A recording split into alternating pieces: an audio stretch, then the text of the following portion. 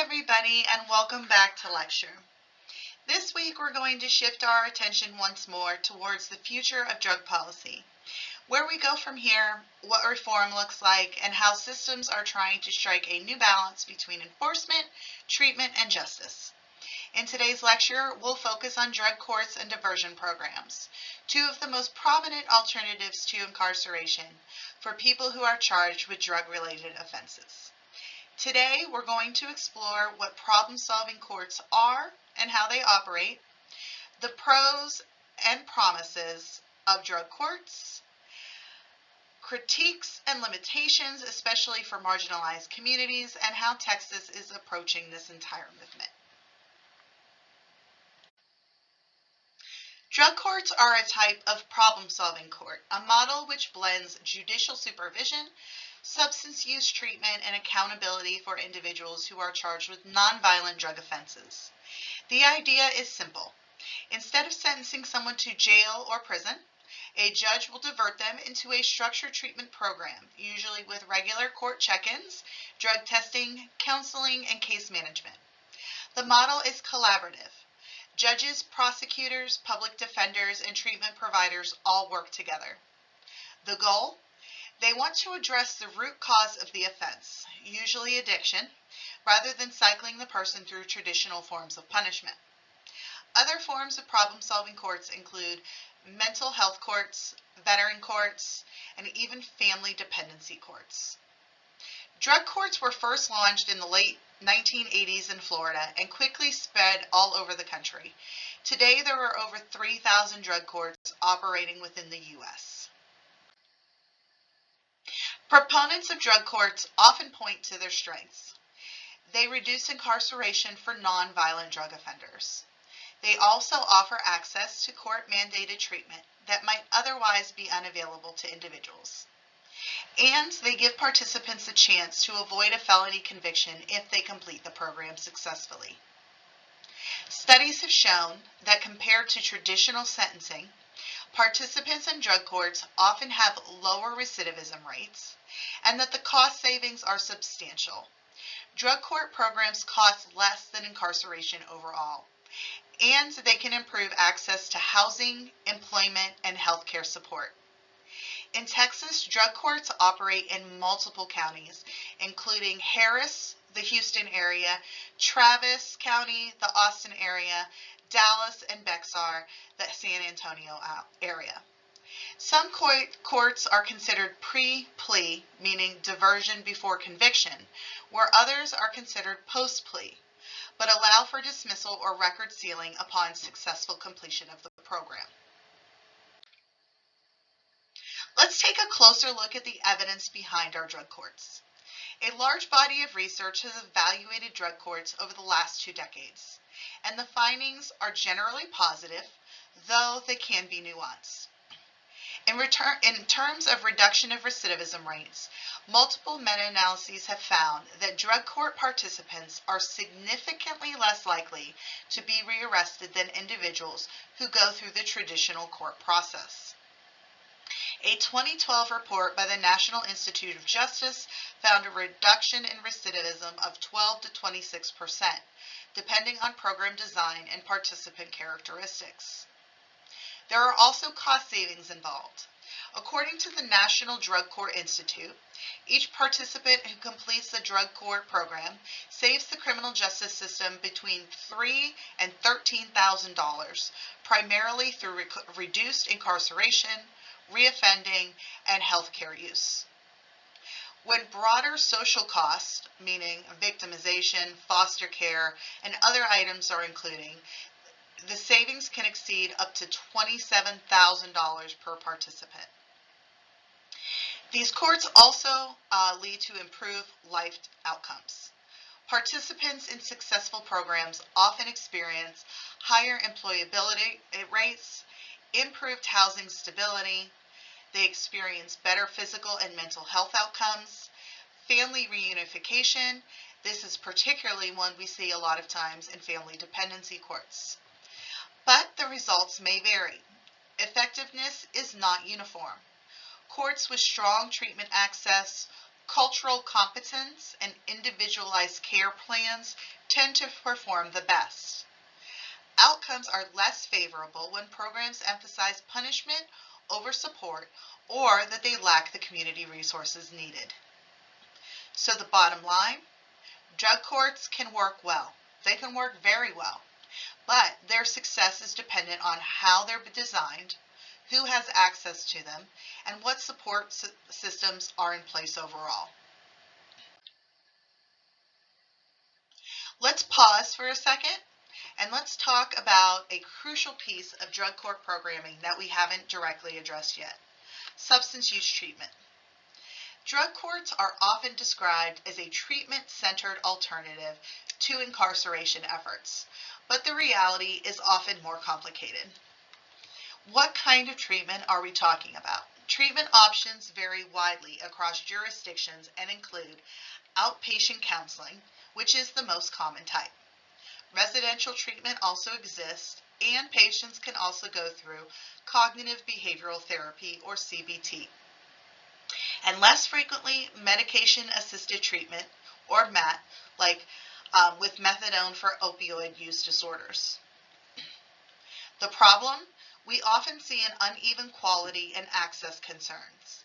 In many courts, treatment programs are not evidence-based, or they use abstinence-only models even when they don't align with medical best practices.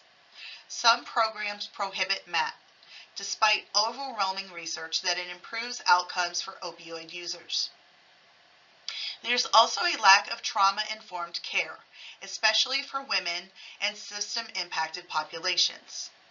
So, while treatment is a core element of drug courts, it's often underfunded, inconsistent, or overly punitive, focusing more on compliance than on healing. So what is the risk when treatment turns to surveillance? When treatment is used as a tool for monitoring rather than for support, it risks reinforcing the same dynamics we see in traditional probation programs: frequent drug tests, mandatory attendance, and sanctions for relapse, which is known as a part of our recovery plan. This raises a hard question. Is the treatment designed to help people recover or to help the courts supervise them? The bottom line, treatment in drug court can be transformative, but only when it's medically sound, person-centered, and grounded in recovery science, not just in court compliance.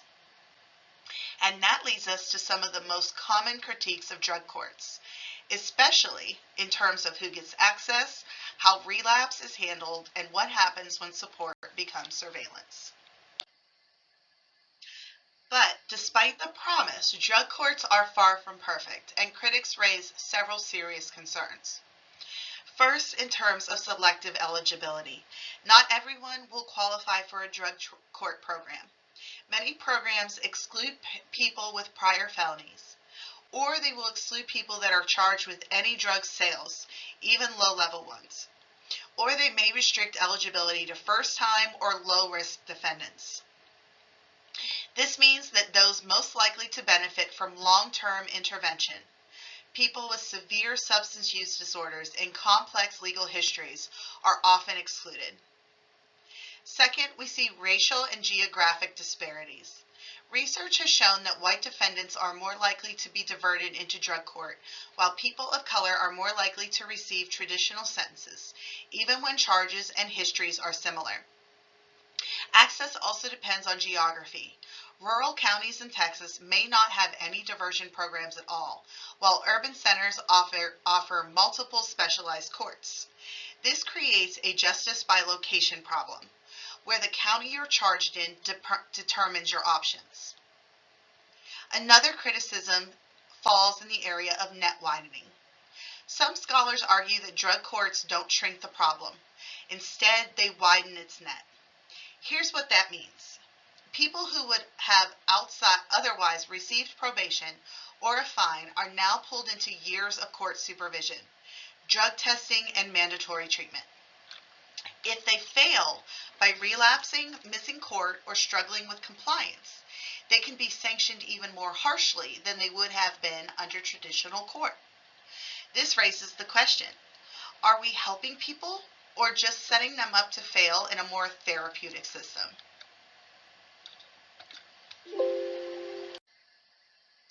Texas has embraced problem-solving courts in many counties, but the outcomes vary widely. In Harris County, the Star Drug Court has been operating for over 2 decades and serves hundreds of participants a year. It includes addiction treatment, peer mentoring, and wraparound services. Dallas County operates multiple specialty courts, including diversion courts for young adults and for veterans. In smaller counties, however, diversion options may be limited or even non-existent. Budget constraints, staffing shortages, and political opposition can all block implementation. Right here in East Texas, we have 2 specialized courts in the greater Tyler area. In Smith County, we see a family drug court in the 321st Judicial District, in which this court focuses on family-related cases involving substance use. It offers structured treatment and supervision to parents who are aiming to regain custody or maintain family unity while addressing substance use disorders. The program typically includes regular court appearances, mandatory drug testing, and participation in treatment programs. We also see the Smith County Veterans Treatment Court.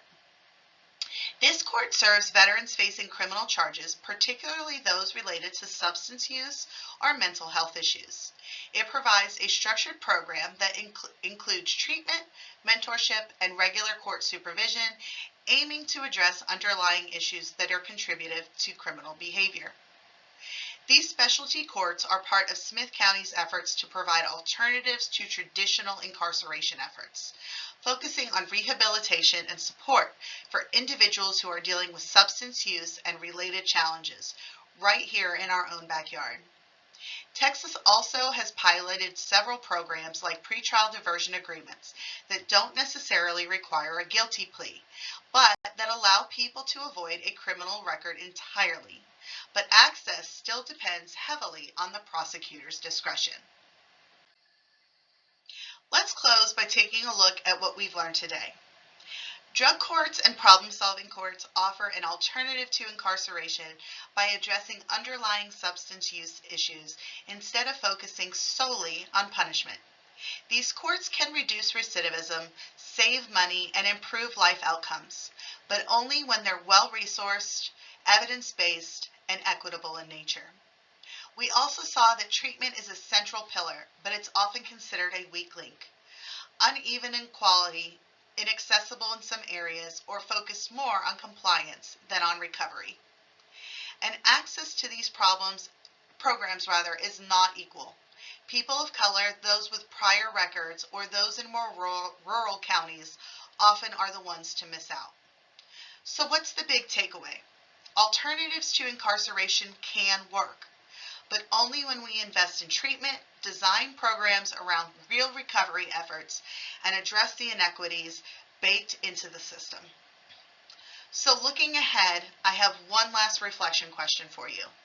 If drug courts are the best that we can do within the criminal justice system, what might it look like to create alternatives outside of it?